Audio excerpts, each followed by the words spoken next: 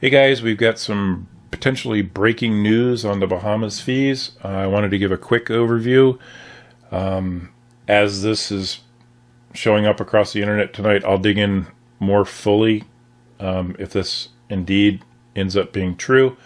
There are some people that are worried this is an April Fool's joke. It very well could be.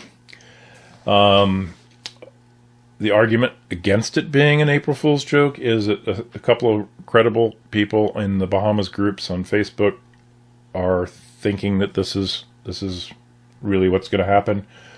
And the way the changes are structured make a lot of sense. And let's just talk about that real quickly. So the way the rules are now and what everybody got so fired up about was the shortest duration option they had for a cruising permit was a 1 year. So, and exit and re-entry within 30 days. So that didn't work for transitory boats. It didn't work for people. It just didn't make sense, right? If you're going for 3 or 4 months, like we did 89 days, I think is what we did last year. You know, just kind of feel like you're being pushed into something if you're only planning on going for 3 or 4 months and they're making you buy a 1 year. It just didn't seem to make a lot of sense. The price for those of us in that situation doubled, more than doubled actually. And then of course there's the fishing license thing.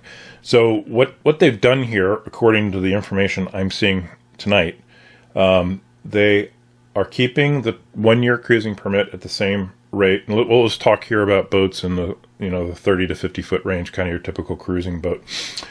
You can still buy the 1 year permit. It's $500. The anchoring fee now is proposed to be $200 for that 12-month permit. So that's $700. I think that's exactly the same as what it is now. I thought that was fair. The only problem with it was the exit and re-entry bit. The footnote I'm seeing here is that this permit is entitled to 2 free re-entries for the duration of the permit. So that solves the issue for the people passing through the Bahamas and going to the Caribbean and coming back to the States afterwards. Now, they have added to that 1 year a 30-day temporary cruising permit. That's $250 in our kind of cruising class. The anchoring fee for the 30-day permit is $100, so $350 to go for 30 days. No exits and reentries, so you're over there for 30 days. Then they also added, and this is big, a 6-month cruising permit. It's the same price as the old 90-day. It's $300. The anchoring fee for the 6 month is $150, so $450 all in, and 1 free re-entry for the duration of the permit. This is outstanding. I always felt, last year when we were there with the 90-day permit, I kind of felt like we were sort of rushed, like we could have spent an extra week or two there, or would have liked to.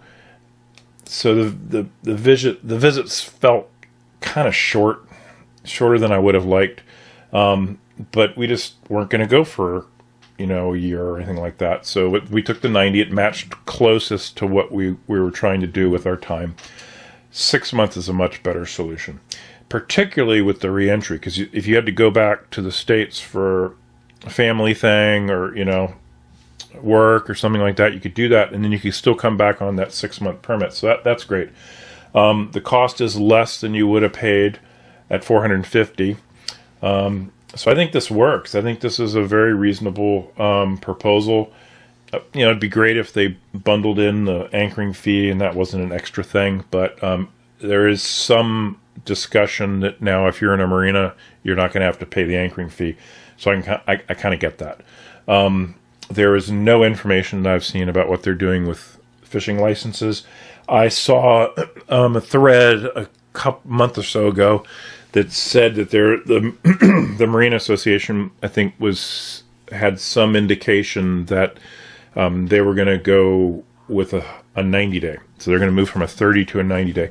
So if they do that, and it's $100 for 90 days, I'm good with that. And you know, lobster season, I think, runs out on the 31st of March. So you could just buy a 90-day fish and lobster and stuff from, you know, January, February, March. That'd be fine.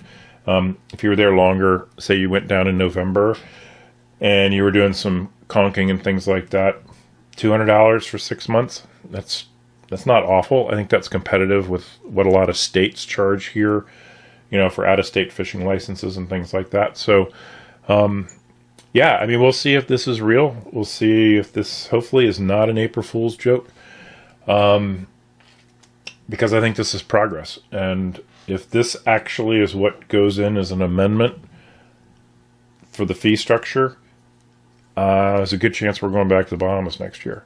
So anyway, I'm going to dig deeper on this tomorrow. I wanted to get a little word out about it and let you guys know. So just to recap, same 12-month permit is in place at the same cost, it appears, but it allows 2 re-entries during the duration of the permit, fixing the transit thing for boats going to the Caribbean.